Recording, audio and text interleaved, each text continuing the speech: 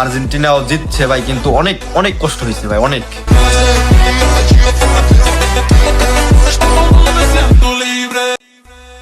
4 তারিখ আজকে সকাল 4 ঘটিকার সময় আর্জেন্টিনা বনাম কেপ ভার্দে খেলা হয়েছে।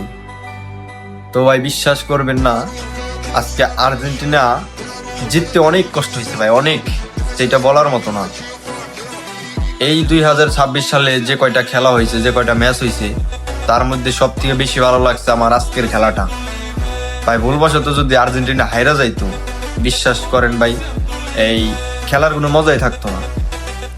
আমি ব্রাজিল সাপোর্ট করি ঠিক আছে, কিন্তু আমি চাই ব্রাজিল এবং আর্জেন্টিনা এই দুইটা ম্যাচ একসাথে খেলো, আর এই দুইটা দল একদম ফাইনাল পর্যন্ত যাক, আমি এটা চাই।